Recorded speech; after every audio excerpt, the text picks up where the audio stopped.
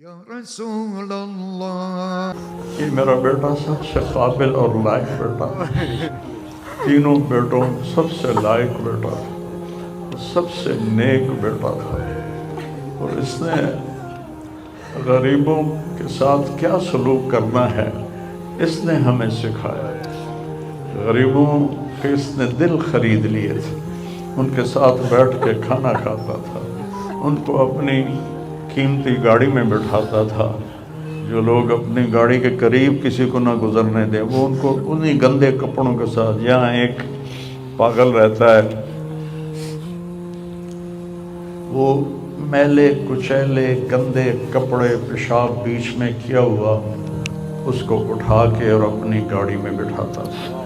وہ ساری سیٹ خراب ہو جاتی تھی، لیکن وہ اس کو اپنی فیکٹری میں لے جاتا، پھر نائی کو بلا کر اس کے بال کٹواتا، اس کو نہلاتا، اس کے کپڑے بدلواتا. اس پورے گاؤں میں وہ پاگل صرف ایک شکل کو جانتا ہے اور ایک نام کو جانتا ہے. وہ نام تو پکار نہیں سکتا تھا، کہتا میاں میاں میاں.